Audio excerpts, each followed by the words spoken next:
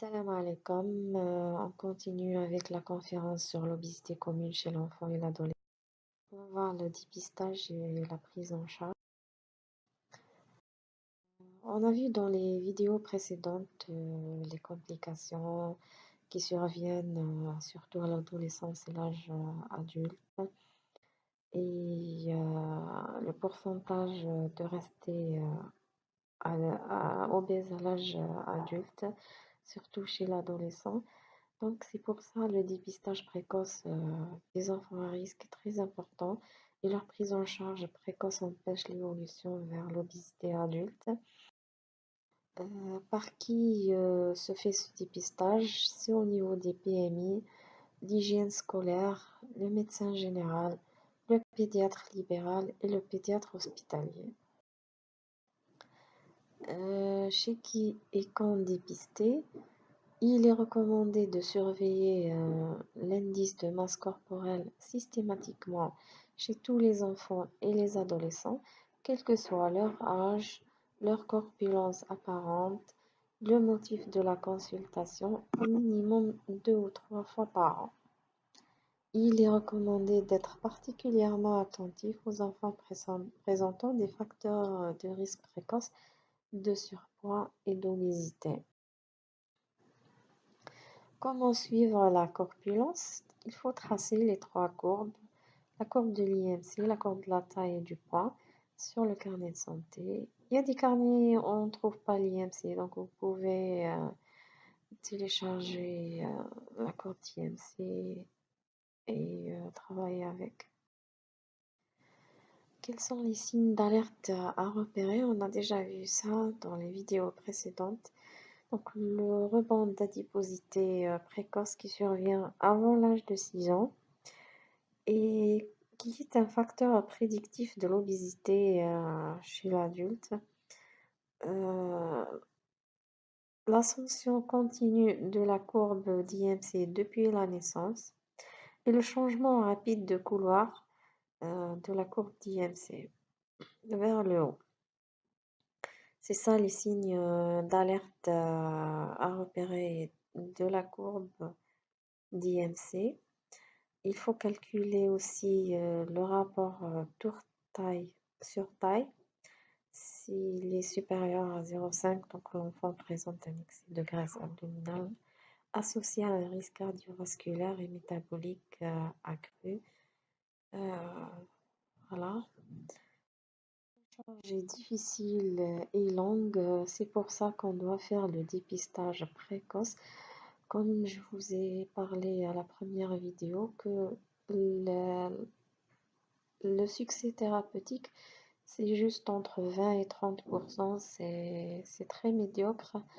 Et ce succès est rapporté dans les études où il y avait la surcharge pondérale qui était médiocre chez les enfants surchargés et non pas obèses.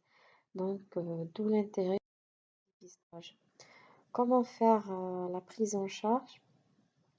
Il ne s'agit pas de diète spoon. Vous avez sûrement vu des défis de minceur et de régime draconien pour faire maigrir. Ça ne s'applique pas sur l'enfant.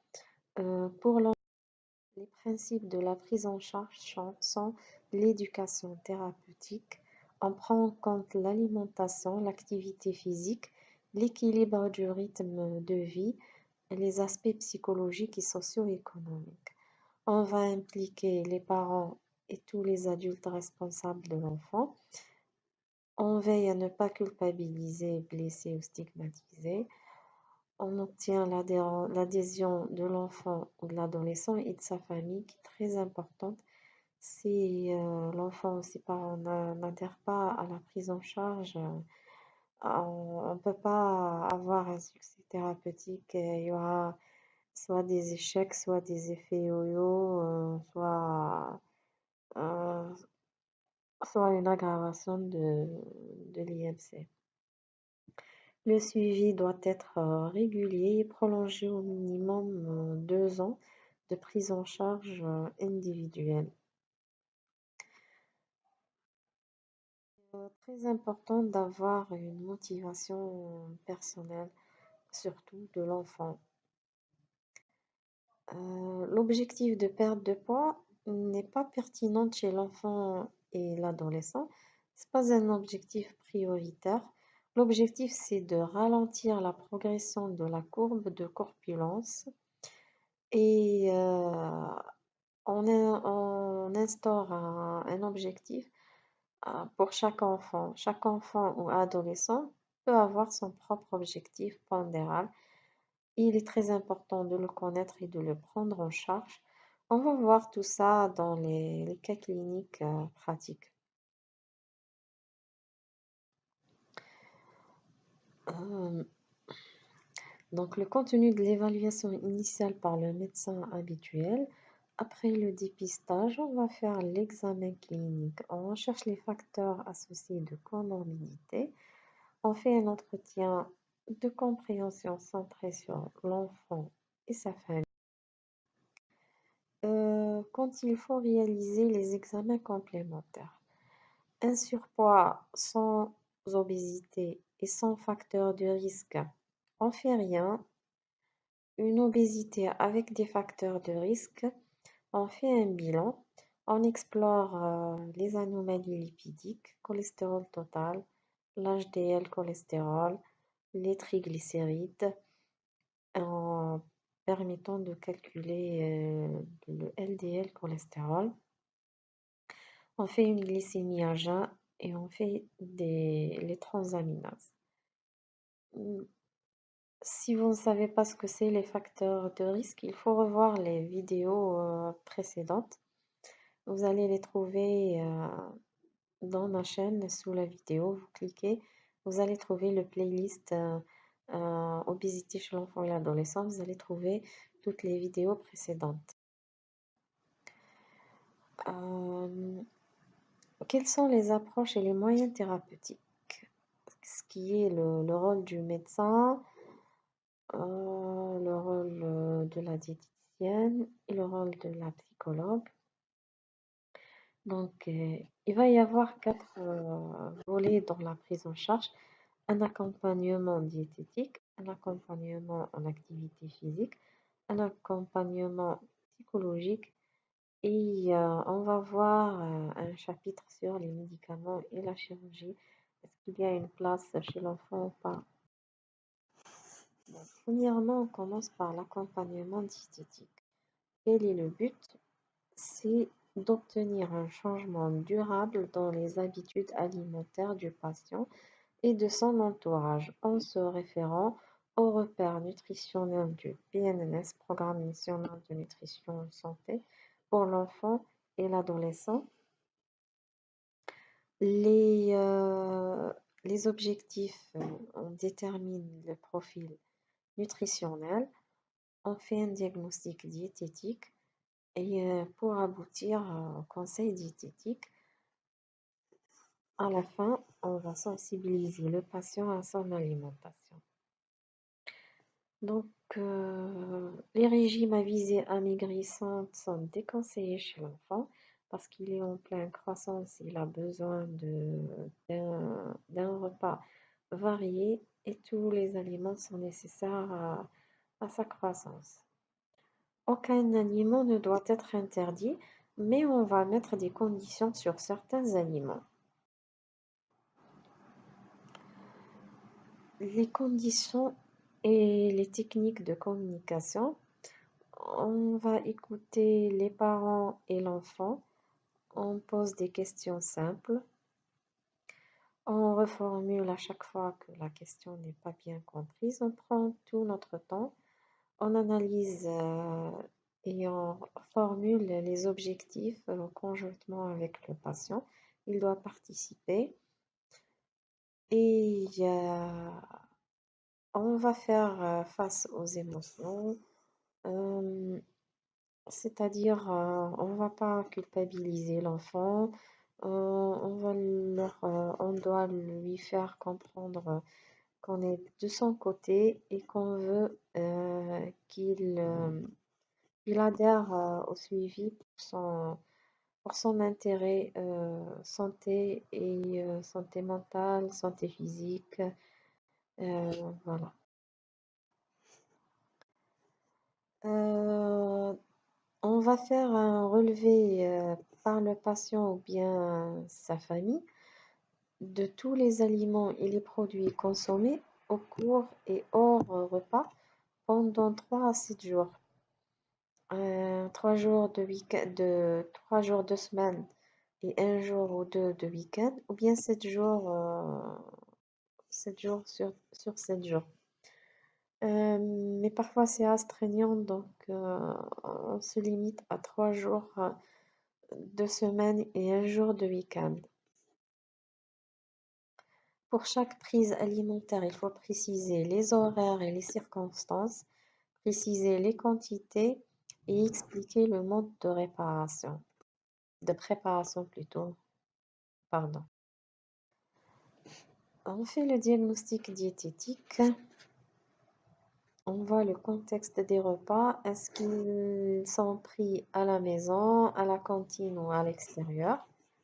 Les conditions, est-ce que ça se mange à table devant la télévision, en famille, avec des amis ou bien seul?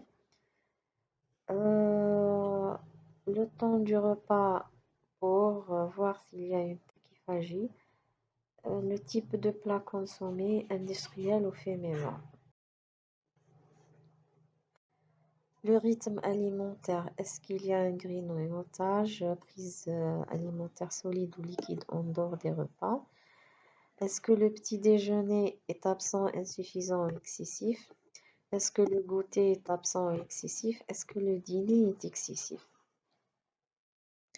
Généralement, chez les enfants obèses, on trouve que le petit déjeuner, il est sauté, il n'est pas pris. Après, il y aura une collation souvent sucrée à l'école. Euh, il y aura une baisse d'appétit au déjeuner. Le déjeuner sera très rapide avec une tachyphagie. Après, l'enfant, il va grignoter toute l'après-midi et il y aura une baisse de l'appétit au goûter. Après, il y aura un grignotage et une baisse de l'appétit au dîner. En fait, c'est un cercle vicieux. La plupart suivent ce cercle, mais il y a certains où on trouve que le petit déjeuner, il est pris avec la collation, avec le déjeuner, le grignotage l'après-midi, le goûter qui est excessif et le dîner aussi qui est excessif.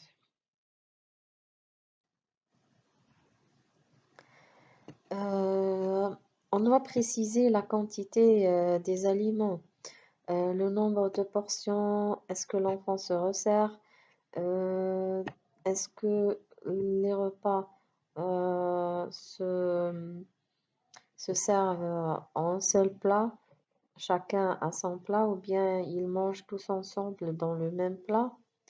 La quantité servie, la quantité ingérée, ça c'est pour repérer l'hyperphagie. Si vous demandez par exemple quelle portion, vous demandez aux parents de vous montrer avec leurs mains la portion, comme par exemple dans cette photo.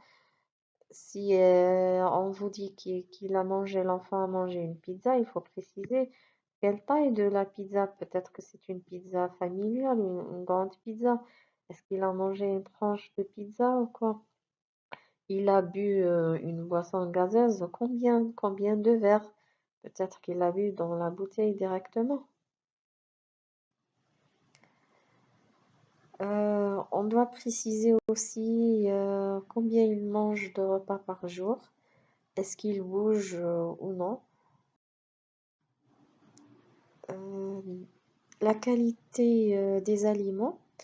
Est-ce qu'il y a une consommation excessive des fritures, des boissons sucrées, des féculents, du pain ou équivalent et de la viande? Beaucoup d'enfants obèses mangent beaucoup de gâteaux et de pain.